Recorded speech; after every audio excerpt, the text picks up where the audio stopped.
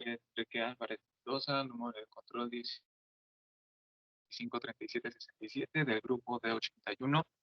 Y este es el video sobre el mapa mental de la consultoría colaborativa y la relación cliente-consultor. Primero,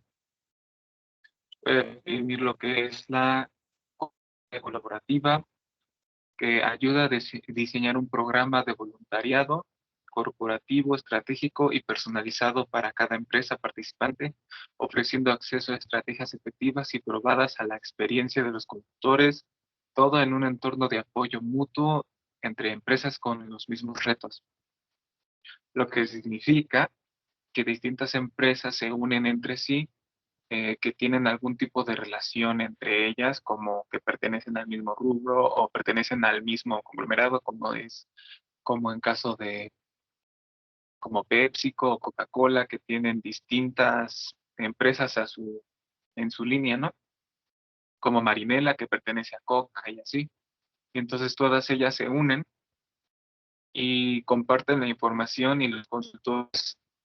comparten esa información en las distintas áreas para resolver problemas similares en distintas secciones de la empresa. Este, em, los beneficios de esto es el acceso asequible a la experiencia de la consultoría, los conocimientos y recursos proporcionados por Project Word y voluntariado y estrategias, aprender del mundo real, las experiencias en tiempo real en otros participantes de la consultoría, comparar y contrastar dentro de un grupo de compañeros, afinar estrategias y desarrollar técnicas viables. Más que nada desarrollar técnicas viables, compartir la información y ayudarse entre las empresas, que por lo regular tienen una conexión. También está el consultor. El consultor es aquel externo, aunque sí personaje en la organización, alguien de que se espera que otorga un resultado válido a la organización del cliente sin formar parte de su sistema administrativo y humano, que significa que el consultor, aún siendo ajeno o incluso siendo de la misma compañía, él tiene que ofrecer resultados. Él tiene que ser imparcial, tiene que ser creativo, observador y todas esas cualidades que caracterizan a un consultor, pero que él sigue sin ser parte de la empresa, incluso si siendo consultor, eh, estando dentro de la empresa y ser el consultor no está, sigue teniendo esa apariencia de no estar tan adentro de lo que es las funciones de la empresa. Las funciones del consultor y el cliente, en tercer lugar, conviene determinar cómo llevarán a cabo el cometido a ambas partes. Es muy importante que ambas partes se pongan de acuerdo en qué es lo que van a hacer, en qué es lo que se va a hacer, qué funciones desempeñará el consultor y cuáles desempeñará el cliente. Se establecerán compromisos mutuos, qué hará cada uno y cómo y cuándo. ¿Desea el cliente obtener una solución del consultor o prefiere llegar a su propia solución con la ayuda del consultor? En todo esto es definir qué es lo que se va a hacer, qué es lo que se espera del consultor y también el consultor qué es lo que espera del cliente. Uno puede decir que dejarle todo el trabajo al consultor o el cliente poder intervenir en cada uno de esos procesos y eso se tienen que definir desde un inicio. Si el cliente o el consultor no están de acuerdo, se tienen que llegar a un acuerdo porque así se llega a un mismo fin. Y en ese caso del cliente, es de considerar que el cliente puede llegar a sentirse inseguro, amenazado, en riesgo personal, impaciente, preocupado, o expuesto o ignorante. Cada parte de lo que es el cliente puede sentirse amenazado, sentirse que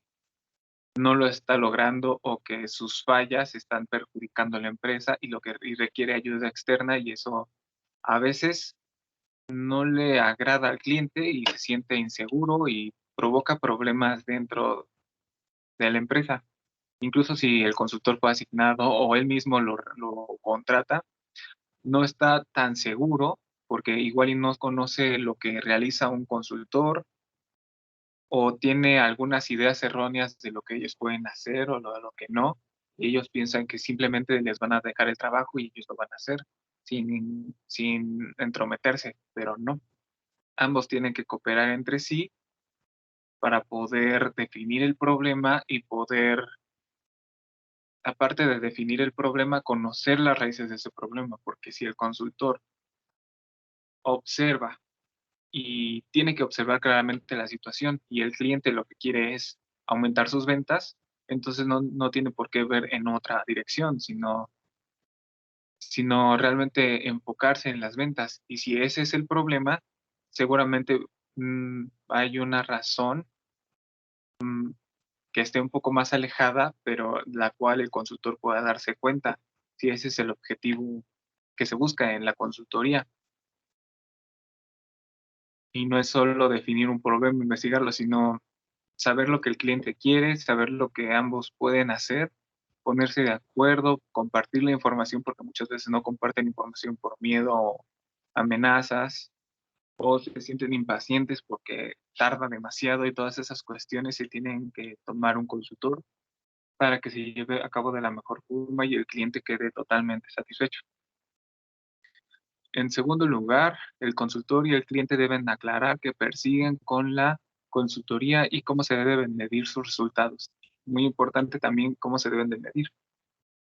porque dependiendo de cada empresa, si sea chica o grande, todas las empresas son diferentes. Y si están midiendo la productividad, tienen que haber estándares anteriores de productividad, porque si los comparas con una empresa diferente, entonces los resultados no van a ser exactos y van a ser erróneos. Aunque si comparas los resultados de la misma empresa con otros, se podrían detectar deficiencias o si se está haciendo bien o si se está haciendo mal, dependiendo del tamaño o de las personas que trabajan ahí. Así que cada caso es diferente y cada caso se tiene que analizar por separado y tal vez compararlo, pero siempre bajo la misma idea de que todos son diferentes. Em, es necesario definir correctamente el problema del que se ha de ocupar el consultor. La definición del problema dada por el consultor puede diferir de la del cliente por muchas razones. Con frecuencia, los directores de empresas están inmersos en una situación particular o han creado ellos mismos el problema, lo que mencionaba antes. La comparación entre las definiciones del consultor y del cliente establece la base para una sólida relación de trabajo durante todo el tiempo que dura la consultoría. Tienen que ponerse de acuerdo también cuáles son las definiciones en conjunto. Para ellos es preciso debatir y el consultor y el cliente deben de estar dispuestos a introducir correcciones en su definición inicial del problema y llegar a un acuerdo sobre una definición conjunta. Siempre entre el cliente y el consultor tiene que haber acuerdo, tiene que haber mutua participación de ambos. Tienen ambos que trabajar por el mismo objetivo y tienen que saber qué es lo que van a hacer y hacerlo de la forma más ordenada con los pasos que un consultor debe llevar por definición y hay distintos modelos para alcanzarlo. Y entonces todo esto se refiere más a la cooperación, que es mucho más fácil, no es fácil cooperar, pero es mucho más fácil llegar a resultados satisfactorios si se coopera y se está dispuesto y abierto con la mejor disposición a entender a las personas, entender qué es lo que se requiere y saber lo que se va a hacer. También es necesario definir que el consultor, qué es lo que va a hacer, cómo lo va a hacer, también tiene que quedarse para ver los resultados y poder guiarlos en todo ese trayecto de si él propuso más personal, entonces él tiene que estar presente, tiene que, si el cliente lo desea, si sigue queriendo pagar el servicio, aunque ese costo se reduce, como bien dice la lectura,